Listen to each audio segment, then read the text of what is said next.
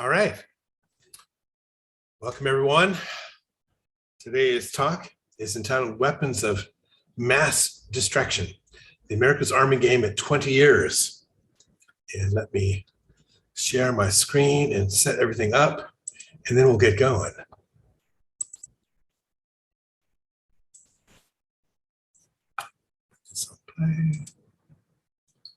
All right. I think that's perfect over there. Okay. All right, weapons of mass distraction, the America's Army Game at 20 years. We start out, and just this last week, the U.S. Army put out this headline, America's Army, the Pentagon's video game shuts down after 20 years. Who would have thought it would have lasted 20 years? When I directed development of this game back in May of 2000, starting in fall of 99, actually, we thought we were just going to do this one project, ship the game, and go move on with our life. And who knows if we're going to ship the game when we started, but we did great success.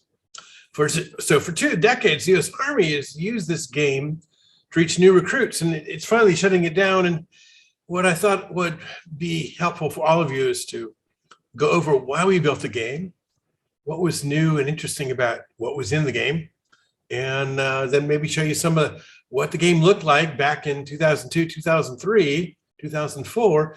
I dug out some old videos and cleaned them up with a tool from Topaz Labs, and hopefully you will like those. So what is America's Army Game? We're going to have to walk through some history on the purpose of the game. It wasn't just to build a game. It was just to use a game as a medium of communication to the young. And we'll talk about some of the innovations we made and reminisce about the project. And I think this will be fun. It'll be fun for me. So I served as the principal investigator and development director of America's Army PC game. It was funded by the Assistant Secretary of the Army for Manpower and Reserve Affairs. And I took America's Army from conception to 3 million plus registered players, and hence transformed Army recruiting. And I think that's a pretty big deal. So this project started in October 1999, and the first funding arrived in May of 2000. And it moved out of the Naval Postgraduate School MOVES Institute in May of 2004. And the goal was to build an online 3D PC game that provided the experience of a potential career in the Army. So the idea was to make a game as accurate as possible that would educate you, that would engage you about thinking about a potential career. So the Army was looking for kids 11 to 14 to play this game, even though it was teen rated. 11 to 14, if the Army figured if a young kid played this game in between those ages, then when they turned 18, they would be twice as likely to consider a career in the Army as people who knew nothing about the Army. So it had a pretty important mission, this game. So the origins of this project. Origins of this project go back to the National Research Council Computer Science and Telecommunications Board study, Modeling and Simulation, Linking Entertainment and Defense. And this study came out in 1997. I think it was a very quick study. I chaired this study. This report came out specifying the joint research agenda for defense and entertainment modeling and simulation collaboration. And it was a pretty big deal when it came out. And it was a guide to the research and development necessary to build such systems, and pointed Department of Defense to maybe thinking about using game engines rather than building their own visual simulation engines. Included in this report was an agenda for research on immersive technologies, networked virtual environments, computer-generated autonomy, standards for interoperability, and tools for creating simulated environments. And after this report's publication, the MOVES Institute aligned its research directions with this agenda. And the NRC report states that games and interactive entertainment and not defense research expenditures have become the main technology drivers for network virtual environments and hence network games. So probably up until this time, people were thinking DARPA was the driver for computer science technology. And by 1996, 97, DARPA was no longer the driver for the future of computing technology. It was pretty much the demand of the games industry. The games industry was building larger networked environments than the military was. And it was building more accurately modeled 3D characters than the military was. And it was making very interesting strides into AI and machine learning technologies for AI characters in games. And the DARPA efforts were just a pale shadow of this. So this study was very important. It changed all of defense modeling and simulation to thinking about, we should build this with the game engine. This is a very big contribution. So in the fall of 1999, the MOVES Institute Army Game Project emerged as one such potential investment. So what happened in 1999 is the Assistant Secretary of Army for Manpower and Reserve Affairs, Patrick Henry, thought that maybe a game should be used instead of, NASCAR races and television commercials and trailers inside of movie theaters. Thought that a game might be a better way to reach the young, because the Army needed people who could actually play and operate video game consoles and the controllers that came with consoles. And so Patrick Henry turned to the Deputy Assistant Secretary of Army for Manpower Reserve Affairs, Mr. John McLaurin. And John McLaurin turned to Colonel Wardinsky, who was the director of the West Point Office of Economic and Manpower Assessment, and said, hey, I've got some money, let's make this happen. So this effort happened in September of 99. Colonel Wardinsky visited me, visited John Hiles and I, and talked about, could we build this game and make it a medium for, recruitment? Because at that time, the Army was concerned about following recruitment, and they perceived the need for new initiatives aimed at computer literate recruits for today's high-tech Army. So those were our discussions. And we actually wrote him a plan in a couple of slides, I think 10 slides, and he loved our plan and went back and started to raise the money. Use of popular entertainment is already something the US Army was doing. The Army had been piggybacking advertisements onto newsreels and movie theaters in the 30s and 40s. It employed trailers and theaters in the Super Bowl television ads in recent years. And the question emerged, could the Army use PC games for strategic communication? And of course, the answer turned out to be yes, in a very big way. The America's Army game became the most successful recruiting tool ever built by or for the US Army. Most successful recruiting tool ever. So this project is a big deal. So we proposed a suite of games, ultimately named America's Army, to recreate the US Army for the benefit of young civilians. And what the Army was finding at the time of the start, 1999, was that they were failing to meet their recruiting numbers. And primarily because the youth that had to apply to the Army didn't have any uncles or grandfathers or cousins who had served in the Army. And, someone my age during the Vietnam era, pretty much we knew somebody who served in the military. But by 1999, it was like, I think something on the order of 10% of the young knew somebody who had served in the military. Not very much about the military or the Army at all. So the goal of America's Army operations was to demonstrate life in the infantry. And it took shape as a first-person mission experience. Now let's talk about that term. That's an Army term. They didn't want to call it first-person shooter, FPS, the traditional term. They wanted it as a first-person mission experience, so no one could accuse them of building a murder simulator. Well, we got accused of building murder simulator anyway, but it's a first-person mission experience for right now. And it starts with training, which is required.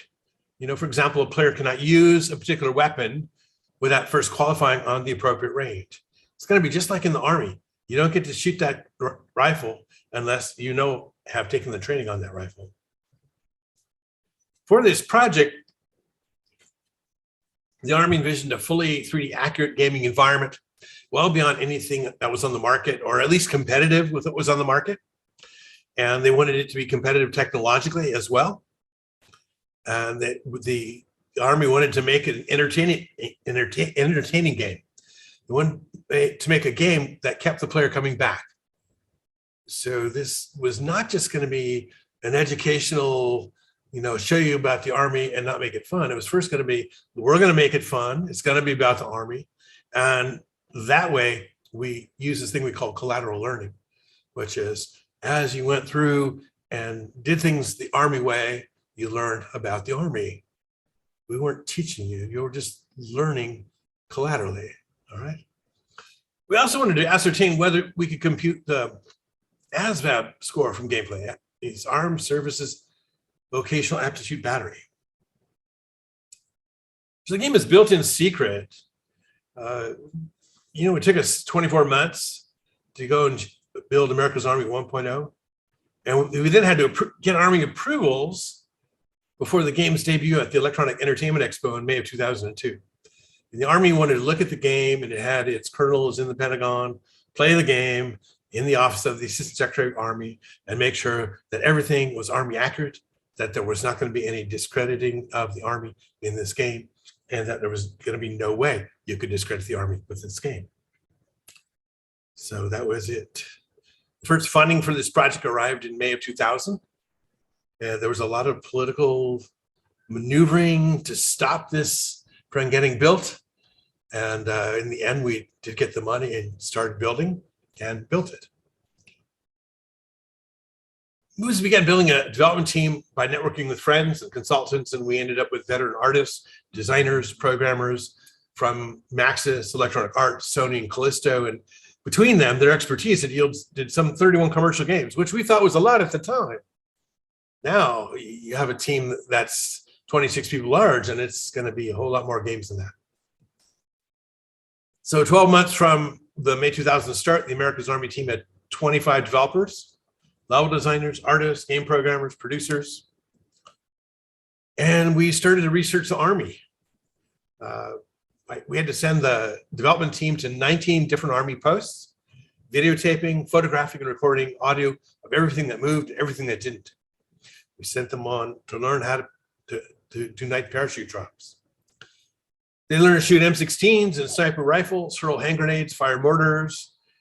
They went on night parachute drops with the troops. The post visits created motivated and informed group of level designers, artists, and game programmers eager to attain higher levels, both literally and figuratively. So we bought everyone BDUs and boots and sent them out into the Army. They got to play Army for a while. And that was super helpful because they then knew how to make a game about the Army, probably the best educated game development team ever. The game begins with a single player mode with a new recruit ready to train, and you go on this basic rifle marksmanship and combat training. It's BCT, basic combat training, which is what the Army would call it, through a representation of the ranges at Fort Benning, Georgia. It looked exactly like Fort Benning, Georgia. If we put that level out there and said, where is this? Everyone who was in the infantry who went to Fort Benning, Georgia would know exactly where it was. So the game was accurate in terms of this is where you will learn marksmanship. The player's range score determines his advancement. If he scores poorly anywhere in training, you don't get to go on until your scores improve. You score well, and the player may advance to M24 rifle qualification, or you go to Army Sniper School, where we will learn, among other things, to breathe at the right moment in the firing sequence. And by the way, it's interesting because we designed this from the real world to the game. And one of the things that happened later on, once the game was released, is the people at Fort Benning, when they had someone who was having trouble passing the rifle range, they would say, okay, we're taking you off the real range and we're putting you in the America's Army game in the BCT level. And you have to play that game until you pass BCT. So they play that game till they pass BCT, then they'd put them back out in the real range, and everyone who had that experience passed the real range the next time, first time. So this game ended up being a valuable recruiting and training tool for the Army.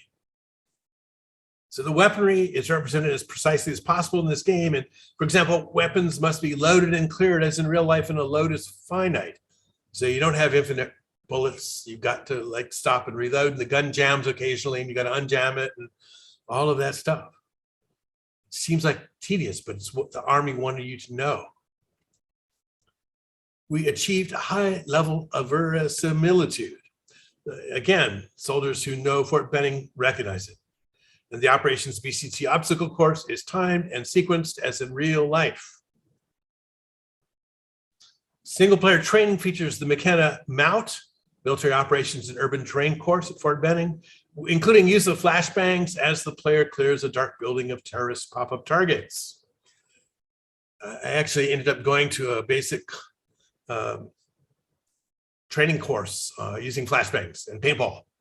Flashbangs, just if you have to be trained to know that when the flashbang goes off and you're in the stack, you go left if that's your place, or you go right, or you go in the middle of the room and hold where you go.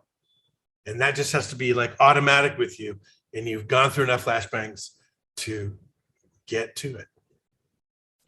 In the multiplayer part of operations, you can do 13 on 13 play so that no one plays a villain fighting the U.S. Army. Each team sees itself as part of the U.S. Army, and the other team is the opposition. At the same time, the enemy perceives themselves as the U.S. Army, and the other side is the villains. So this game has this very weird philosophical thing buried inside, which is you're on the offense, you're America, you're part of America's Army, and on the other side, you're going after the bad guys who they think they're America's Army. So this is kind of a conundrum, but the Army didn't want you to be able to play as terrorist. They wanted you to play as Army in all respects.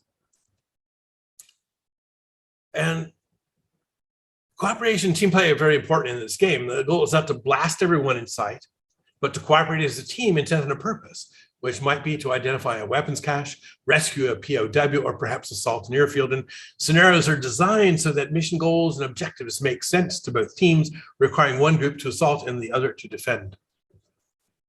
And all players abide by rules of warfare. If a player violates the Uniform Code of Military Justice, rules of engagement, or laws of land warfare, reprisal is swift.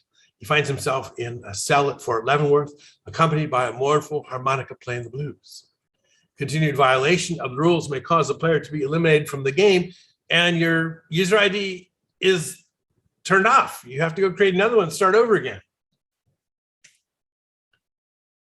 The mission orientation of the U.S. Army insisted on Army values being followed.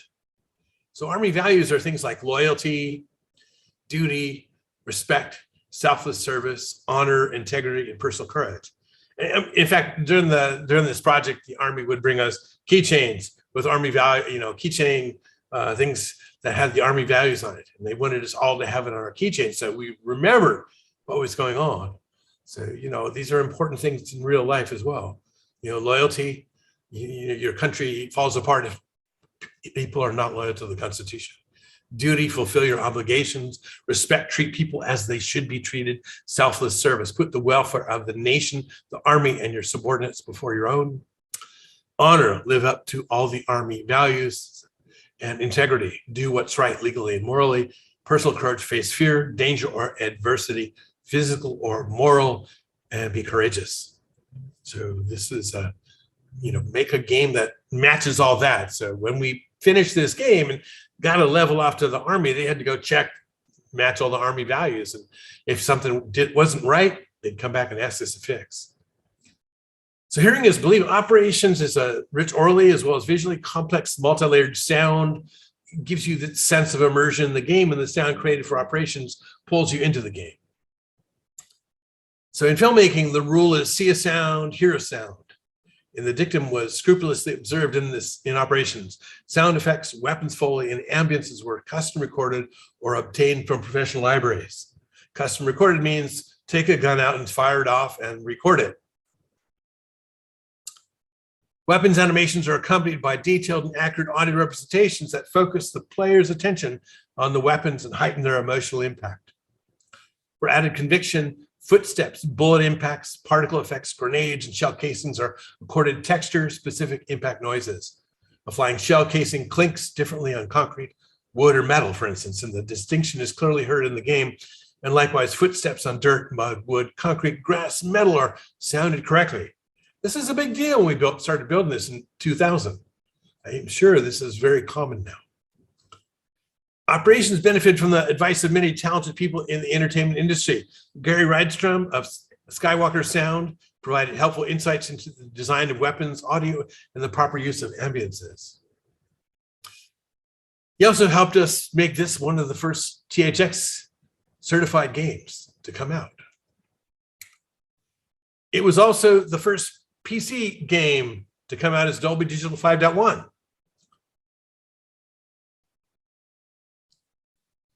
Instrumentation. With the Army Research Institute, we looked into whether a game player's aptitude for an Army career, the ASVAB score, could be computed from gameplay. And the work from ARI showed that the ASVAB score could be computed from gameplay, but the Army was concerned. There are some privacy issues with respect to putting that instrumentation into the game. So we studied this at the Army Research Institute. It never made it into the game. All right, E3, 22nd of May, 2002. This was a great day. I woke up having spent the night till about 3:30, 4 o'clock in the morning getting missile launchers at the corner of Pico and Figueroa for the E3 event. And I got into the taxi to drive me down to the convention center, and I had the LA Times in a plastic bag that I grabbed at the hotel. And on the bottom of the fold, you can see we have a picture right on the front page of From America's Army and this fantastic article written by Alex Pham. Our booth at E3 had a giant display screen high above the convention floor, big American flag, ropes for soldiers to fast rope down. And every 2 hours, an Army bugler called in an armed company of men simulating an air insertion, including soldiers scrambling down ropes hung from the ceiling. The long lines to our booth blocked our Sony PlayStation 2 neighbors next door, when thankfully their head of security was retired Army. This was a big deal. We were the only game at E3 in 2002 that was built by a government agency. We built a hit game inside of the Naval Postgraduate School, part of the U.S. Department of Defense, for the Army, and got it to such quality level that we could show it off at E3. And it would become one of the top 5 played online games when it was released on July 4th, 2002. This is a big deal. This has never, ever happened before, and it's not going to happen ever again, most likely. So these are pictures from our E3 booth. You've got a Stinger missiles over there on the Humvee. We've got a Bradley over here with some more Stinger missiles. And I had to wait out there at 2 o'clock, 3 o'clock in the morning, waiting for a giant flatbed truck to bring these along. So it was cold. So I was wearing a dark coat, and I had a backpack on, which had my computers and stuff from the day. And I had a camera in my hand, and the LAPD stopped and said, "Sir, what are you doing out here at 3 o'clock in the morning?" And I said, "I'm waiting for my missile launchers." They said, "Missile launchers? What are you going to do with missile launchers?" They're thinking, this is after 9/11. This is in May of 2002. And I'm talking about missile launchers, and the planes to Los Angeles Airport are just right there above us in the sky. And I said, "Well, they're coming on a truck, and we're putting them here as part of the demo for the E3 event." And the LAPD goes, "Well, who gave you permission?" I said, "I don't know. We have a company that is coordinating the setup of our booth and all, and they made that happen. And they asked me to please wait here for the delivery of the vehicles and point out where they go. So I'm doing exactly that." And they're starting to look at each other, they're starting to think I'm crazy. And what happens is awesome. This giant truck shows up with these 2 missile launchers and vehicles on top. And they go, "Oh, he's not crazy. He really is putting missile launchers in front of the convention center. That must be okay." So we put them there, and they went away, and I did not have to go visit LAPD. Central, or wherever part is, I think it's Central, covers downtown there. So here's a picture of soldiers fast roping down in our booth. There's one coming down. They call this the Australian maneuver. Australian maneuver, which is, I guess, the Australian military invented this, which is come down head first, so that you can you can actually shoot someone as you come down. You know, if you're coming down with your feet first, you don't want to shoot through your legs because you might blow off your foot. All right, and you can see that this is very exciting, and it's very noisy. We have a bugler that starts this out, and you know, you want to have people come and run to your booth, have someone play the bugle. So this is what our booth looks like. We had a massive number of people all the times we were there. Oh, this is one of my favorite shots. This is the soldiers that we brought in. They're in BDUs and boots, got their faces painted, and you'll see there's pink ribbons on their guns. So they're worried about terrorists coming in to E3. So they were checking everyone's bag as they came in. They looked in through my backpack to see if I had anything in there. And I believe they had to put like this same pink ribbon around my laptop to say it was checked and it was okay. And it wasn't a weapon. But these guys are coming in, there's 65 of them. They're walking in with real weapons. And at that point, the security guys realized that, yes, they were in the Army, and they showed off their card that says I'm in the Army, and they put a pink ribbon around their weapons. And that picture, every time I see it, makes me laugh a little bit. Here's our bugler. He's awesome. May of 2002, Wednesday, americasarmy.com. We have a website out there. It doesn't have the game. The game's not going to come out until July 4th. But we're, at that time, getting 180,000 unique visitors per hour, 18,000 pages being served every 5 seconds. And this is just to see images from the game. And it's not going to be on the internet until the 4th of July.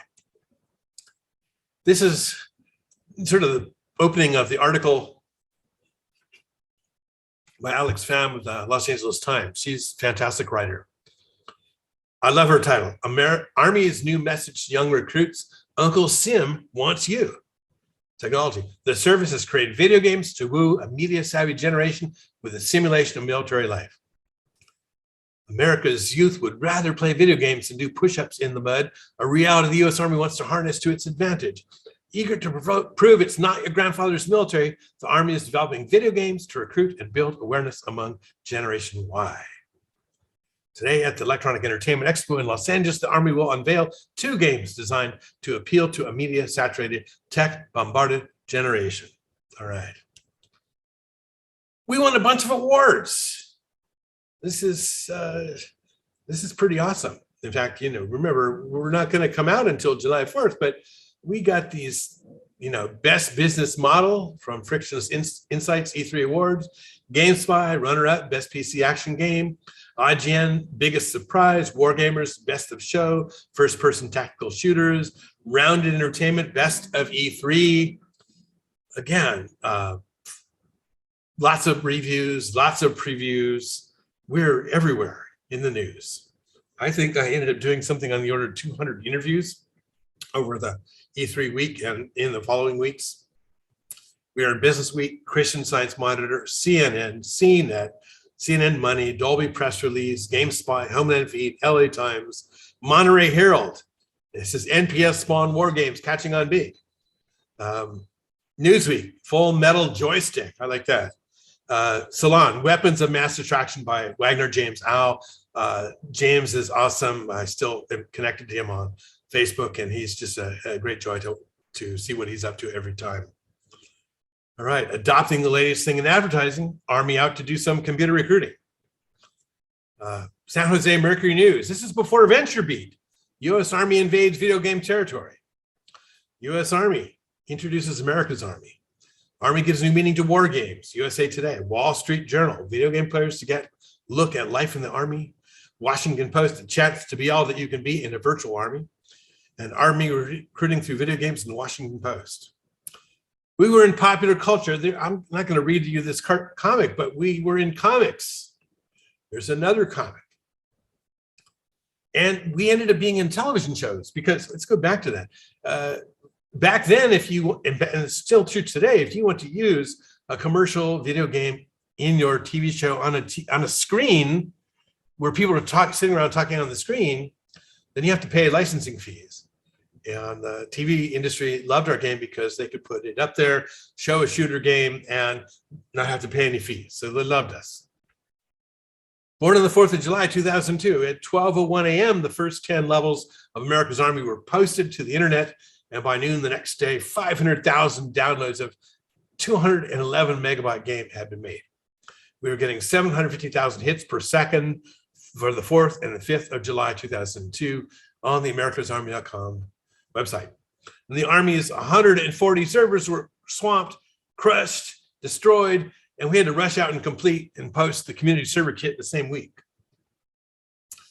By July 15th, 2002, we were seeing a 1,900 servers, counting all those community servers out there. And by August 21st, 6,500 servers. And again, there's 26 players per server. We also put this out in CD-ROMs that were available at every Army post, and not every Army post, but every Army recruiter. So you get this PC, CD-ROM, the US Army logos on there, as well as the MOVES Institute logo. That was so awesome. So I think we sent 100 copies to every recruiting station in America and overseas. And what was very interesting, is kind of funny, is when the Army bought laptops for every single recruiting station, their biggest concern was whether the recruiter was going to sit there and play video games and watch movies all day long. So they ordered a special batch of laptops that had the CD-ROM DVD player removed. So all of a sudden we sent them all 100 copies of CD-ROM with our game on it, and they wanted to be able to play it, so they had to go out and buy external drives. You know, sometimes people cannot predict the future very accurately, and they make decisions that are somewhat petty. That mess things up. Prima Games put out a guide which basically told you how to play the game, how to win at the game, and also had the CD-ROM inside. It was everywhere. I think for a long time, I had piles of these. I remember going through TSA at the Monterey airport, and they saw this big lump of CD-ROMs in my suitcase. So they opened my suitcase up and wanted to say, what the heck was that? Was that a bomb or what? And they looked at it and go, oh, this is America's Army game. I've wanted to play that. And they said, can I have a copy? And every single TSA guy at the Monterey airport ended up with a copy, and they loved our game. And next week when I went back through, they were like, oh, this is so cool. October 2002, IGN Awards. One of the top 5 games here is America's Army. We got an 8.8 rating. The highest rating here is 9.0, you know, and it's a sign of excellence reserved for only the best products. The award signifies excellence in entertainment value, performance, design, originality, and lasting appeal. And a product bearing this award has our unequivocal recommendation and is sure to become a classic in its field. Well, we just lasted 20 years. The game went and played out there for 20 years. So yeah, it's a classic. And lasting appeal, no question about it. Computer Gaming World Editor's Choice Award, 2002 Action Vault Award. You know, the game won just tons of awards. It was wonderful for us. Gave us a big head, right? Academy of Interactive Arts and Sciences, DICE award ceremony. We ended up being a finalist for 2003's PC First Person Action Game of the Year. And the 2 other games that we competed against were Medal of Honor, Allied Assault, published by Electronic Arts. No One Lives Forever 2, A Spy in Harm's Way, published by Sierra Entertainment, developed by Monolith. And America's Army, published and developed by the US Army, and you know, and the Naval Postgraduate School MOVES Institute, right? Award ceremony in Las Vegas, 27th of February, 2003 at the Academy of Interactive Arts and Sciences. Showed this off, and it was wonderful. In fact, I took this picture with my phone from sitting at a table in the front. You only got a table in the front if you had an award or a nomination for an award. It was great. So America's Army at E3 2003, May of 2003, was a preview of our Special Forces game, special striker levels, medical training, and E3, our full demonstration there. Special Forces, we're going to show training of the Special Forces, and you get some more interesting missions. Striker is a vehicle that has a joystick-like control. to steer around. It's very cool. And meta training. This is you go into a classroom and you see the first 3 lessons of basic combat life saving on PowerPoint in that 3D classroom. And you take the test, multiple choice test at the end. And if you get the same score that we pass in the real world, you then get to be a combat medic in the game. You can heal others and you can heal yourself, and it makes it better to play the game. And 50% of the people who played this version of the game, the 2.0 version, did the medic training. So here is E3 2003. We have some bigger and more interesting vehicles here, and we have a huge crowd. Here is me doing the super thing with the machine gun right on top of this Humvee. It's pretty awesome. And you can see on the hood of this Humvee is America's Army discs. You can go grab one. And we issued training orders to a National Guard group to please do fast rope training from your helicopter at the corner of Pico and Figueroa every 2 hours for the 3 days of E3. And this helicopter first came flying over the convention center, wrapped around this building, which is called the Transamerica building at the time. It's now called the USC building. In between it was the AT&T building. But we'll call it the Transamerica building because we're back in time here in this picture. And here's our booth. We have a reproduction of an Afghan village here. I think this whole booth cost $965,000 to build. We spent a lot of money on it. And it was absolutely worth it. We had a crashed helicopter here, and we've got a guy in a ghillie suit, and we've got the bugler once again. He's up there. We have these guys coming in. The crash helicopter, they got to rescue this guy who's bleeding from his head and his legs over here, and they're going to come running in. And you should see this on the video. I don't want to play the video through Zoom where I'm recording because video push through Zoom just looks horrible. I'll just add it on when this video is done with the editing tool. So you can kind of see them. They've got these guys are going to take the wounded guy to safety. We've got the fast rope down guys. Here's the soldiers. This is the group of soldiers that came and did this for us. Again, it's quite a big group. Here's the developers. This development team is absolutely awesome. On the far right is in the BDUs. Is Lieutenant Colonel George Jontef, who's one of the best people in the whole world ever. You can see Alex Mayberry right in the middle. Alex, after this project, went to become senior producer for World of Warcraft and lead developer for Diablo 3 at Blizzard. And all of these people have gone out to great places and done wonderful things in the game industry. These are some of the pictures from the Special Forces level. Here is the classroom for controlling bleeding, the basic combat medicine class. And these are soldiers talking about, Special Forces training in languages. Here is someone you can go and heal if you pass the medic training. And what you'll notice is a dramatic increase in visual quality in the game in the 2.0 version. And it was quite, you look at this and say this game, could almost ship today with that quality. So it's pretty cool. So one thing you should note is American soldiers always have a backpack on, and the bad guys don't have backpacks. So that's the biggest and most important thing you should note. I guess the bad guys don't have backpacks. All right. This guy again, he's never happy, this guy. And this guy, this is very cool. And of course, all of the interesting things the U.S. Army does are at night, and you can't see them. All right, in May 15th, 2003, right, again, we're at E3. We get onto Wall Street Journal. America's Army is a big hit, and not just with civilians. The realistic video game is used in training for Army cadets. Here at the U.S. Military Academy, future military officers are clicking their way through the fog of war. Under camouflage netting and warm red lights in the computer lab at the Warfighting Simulation Center, cadets go through everything from basic training to simulated combat situations and the secret weapon, America's Army Operations. The video game developed as a recruiting tool to connect with civilian teenagers over the internet has also grown into a valuable resource for training future officers for battle. So it becomes a cultural phenomenon. There's 100+ fan sites by 2003. People are doing their thesis on the game. How many are in this room? In fact, the first time I even knew there were people doing their thesis on the game, there were 3 people in the room who are doing their master's and PhD thesis on it.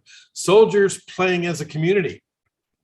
We had a whole host of soldiers who fought in the Vietnam War, who are getting their team back together to play this game as a community. International play, 35% of people who played this game were from other countries. Croatia was huge. The only Croatian PC magazine released their last issue with an attached DVD in the wrapper so that every subscriber would have a copy. So they shipped America's Army for free to everyone in Croatia who bought their magazine. That got us a huge number of people. As of November 2003, there were 2.2 million registered players. Total completed basic training, 1.4 million. Total missions played, 290 million plus. So 290 million missions at 7 minutes per mission, you divide by 1.4 million players, it's about 24 hours per player at this time in 2003. And how long is 290 million plus times 7 minutes? That's 33.8 million hours. It's about 3,862 years. And if you price it at minimum wage, it's about 263 million at minimum wage is what we cost the economy by shipping America's Army for free.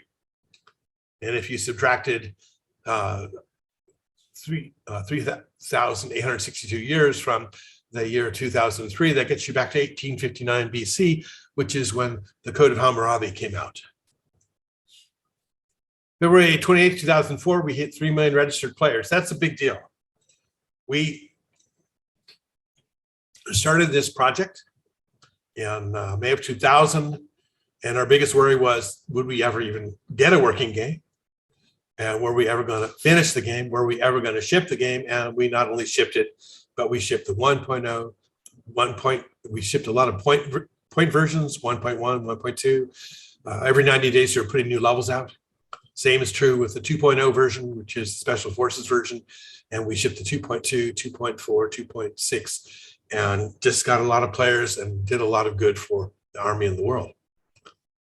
So people always say, well, what about finances for this game? So let's think about what the Army spends on recruiting per year. It spends $2 billion per year on recruiting to get 120,000 soldiers. That's 80,000 for the Army, 40,000 for the National Guard. And they spend 16,000 per soldier just on recruiting advertising. All right, that's a lot of money on advertising per soldier, per recruit they're going to get. So 20% of those recruits drop out of basic combat training. That's 24,000 people.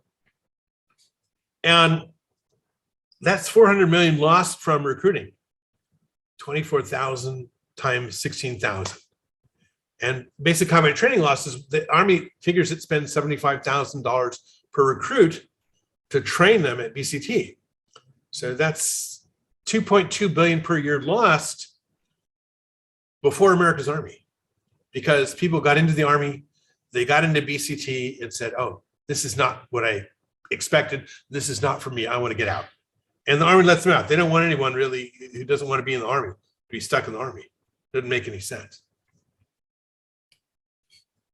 So the Army's initial valuation was that we had the potential to save them between 700 million to 4 billion per year by the operation of America's Army. Yeah. I am sure that is still true. Read that again. The Army's initial evaluation was that the game, America's Army, had the potential to save them between 700 million to $4 billion per year by the operation of America's Army. What did it cost us to develop this game? I had $4.5 million per year to develop and operate America's Army. So basically $2.5 million per year was for the pay the labor costs of the development team. And the other $2 million was, computers and travel and software that we needed to buy and pay licensing to. And it really was economical. Our development costs are paid. if 122 recruits join the Army and stay in because of their familiarity with the America's Army game. So if we made 120 more people stay in after BCT, then all our costs were paid. This is a small amount of money. I had no idea why the Army wants to turn this off. They must not want to recruit anyone anymore. The team, it's a wonderful team, Office of Assistant Secretary Army for Manpower Reserve Affairs. That was Patrick Kennedy when we started, Deputy Assistant Secretary of the Army for Manpower Reserve Affairs, John McLaurin. OEMA, directed by Colonel Casey Wardinsky. Moves Institute was where the development team sat. Ignited Minds was our marketing group. Homeland Supercomputer Gaming provided us networking servers. Supercomputer Gaming was the best one we got. Jesper Jansen founded that company. That company eventually got acquired and became Electronic Arts Online Infrastructure. Lori Metzoff was our press person, and she just got us all the best interviews. I think the one interview I helped get was the LA Times interview, primarily because my sister was a reporter there and knew many of the people who were there. So America's Army, the Pentagon's video game shuts down after 20 years. Makes no sense to shut this down. You know, for 2 decades, the Army used a video game to reach those new recruits. And what they're doing instead, I should mention that, is they've decided to just tag along with esports events, which is rather than the people playing America's Army game in that esports event, they're just going to say, play Call of Duty. We'll put a logo on there that says America's Army and we'll call it a day, which is sad because you don't learn about the Army, you don't learn about the history, you don't get to see what the barracks look like, you don't get to customize your weapon, you don't get to learn Army values, you just get to watch people play an entertainment game. October of 2003, I looked at the project winding up at the Naval Postgraduate School, so we put out this book called America's Army PC Game Vision and Realization. And we wanted to capture John McLaurin's thoughts on what we were doing with the game and Colonel Wardinsky's thoughts on what we were doing on the game, our team's thoughts on what we were doing with the game. We had 2 professors from Stanford, Tim Lenoir and Henry Lowood, talk about the game. We had, I wrote an article as well. John Lee, his MIT master's thesis, Fans and Clans, Who's Playing America's Army? I just was talking to John Lee 2 weeks ago, and he's great to reconnect with. We had Margaret Davis and Wagner James Au write an article called America's Army. And this is the development team of America's Army 2.0. By this time, Mike Capps, who was my former PhD student, who was the executive producer for America's Army 1.0, had taken a job with Epic Games. Mike went off to found Scion Studios, and after a year, Epic Games realized he was a super smart guy with having a PhD, and he became president of Epic Games and has done wonderful things for the game industry and being an advisor to many companies, and in fact, basically making the sale of 46% of Epic Games to the Chinese company Tencent Games happen so he could call in rich. All right. This is the team. I'll just leave it up there for a second. They've all gone off to great, wonderful places. So the game was an amazing success. It lasted 20 years. How many games get to last 20 years? And it was of great value to the US Army and as a career jumping off point for everyone involved. Everyone went to somewhere interesting and cool and made the game industry great, or the military great, or the FBI great.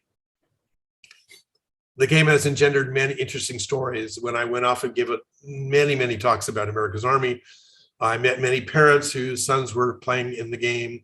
They were playing 6 to 7 hours a day, 7 days a week in the game, and their moms would ask me, what's going to happen to my son?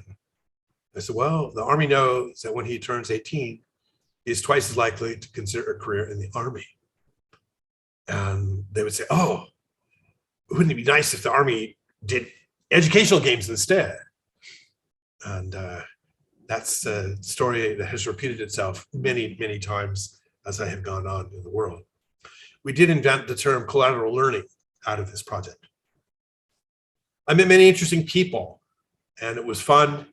And everyone I talked to in the course of this project was great, and for many years afterwards. The game started many new directions for everyone on the team, and God bless them all.